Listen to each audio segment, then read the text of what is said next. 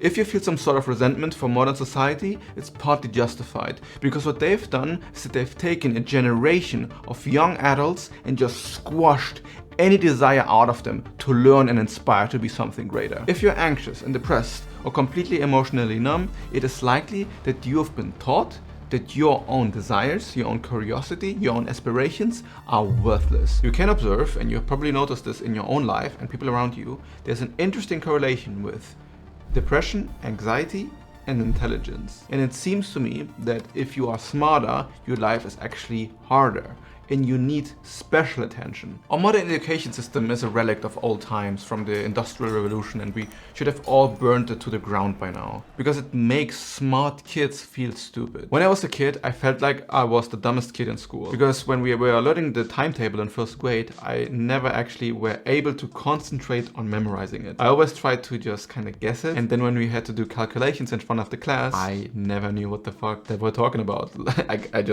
Like, it was obvious to all of the other students that I didn't know the timetable. So they looked at me as kind of like the dumb kid. And at this time, I didn't realize this consciously. I mean, it was first and second and third grade. But subconsciously, I guess I understood that something is off with me. And then when I grew up, I also felt like, why does everybody seem so much happier than I am? How can they all socialize? How can they all talk? How can they all find each other in these groups? And I'm just here at the sidelines questioning my own existence every day. When I was around 14 and 15 years old, I had severe depression. I'm calling it severe right now because I just remember how much it hurt every fucking day to wake up. But nobody takes you seriously when you're 14 or 15 and you're depressed. I mean, I didn't take it seriously. I just thought that I am the odd guy who just doesn't like existing. It took me so long to learn how to write in a way that teachers could read. Whenever teachers looked at my handwriting, their eyes popped out because it was so horrible. Looking at myself in the mirror just was awful. I hated how I looked. I hated how I felt.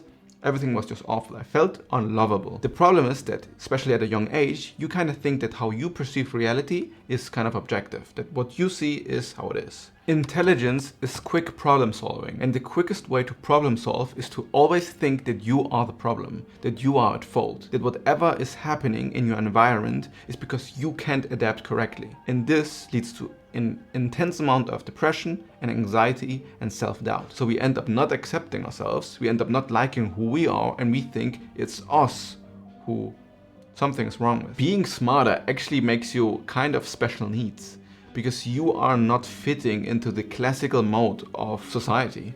So you try to figure it out on your own accord. You're in your mind reflecting about who you are, instead of getting, oh, it's the environment actually that doesn't fit me. And this, of course, can lead to a bunch of problems where you rebel and, just say fuck the world and become an outcast. I was sure that I'm intrinsically unlovable, that there's just something about me that isn't beautiful, that isn't compelling. Then I met this girl while I was at vacation in Germany, and this girl kind of fell in love with me. This was the craziest sensation that I've ever had. If somebody else seems attracted to me, then there's no way that what I see when I look at the mirror is what other people see. Not because what I see is false, but because everybody sees something different in different things. Some people are more talented in writing or math, and other people are more excellent in physical abilities like hunting and running. But the school system says, no, fuck that, you need to have a general knowledge from all of these different areas you don't care at all about, and if you don't excel in this certain time frame about these things you don't care about, then you're not as smart as the other kids. If you consider yourself intelligent or special in some form, it's very likely that you're not happy, because your intelligence actually fucks you over. The flip side is though, once you've overcome this challenge, you have potential inside of you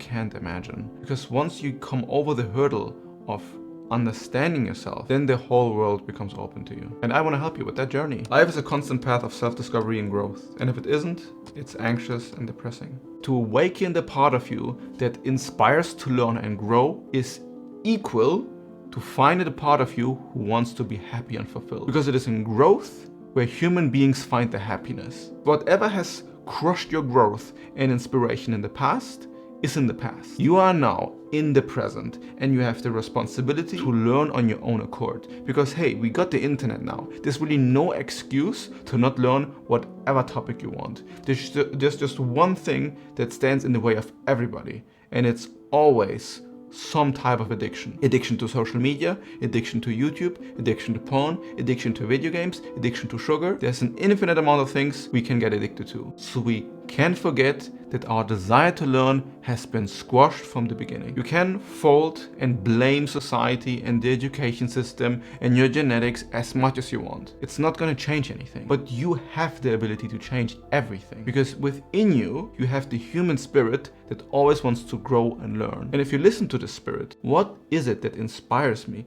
What is my passion? Who do I want to be? Following this is happiness. Hey, I'm still shit at math. I love mathematical concepts. I love the abstract philosophical connections with math. But hey, don't make me calculate anything in my head. I'm just gonna pull out my phone. My handwriting is still the most ugly thing you've ever seen in your life. If I had the power to reinvent the school system and I could just choose one topic, it would be the topic of self-discovery. Having kids from a young age told, hey, what matters is what you want. And you need to understand how you function so that you can have the best life for yourself and for society.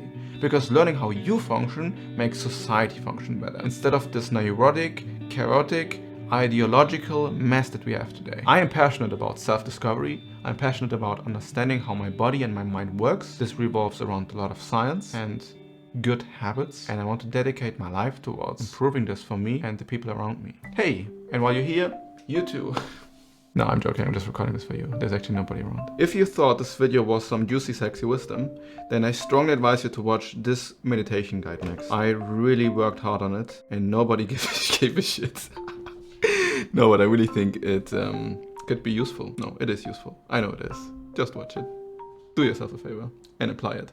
Just watching doesn't help.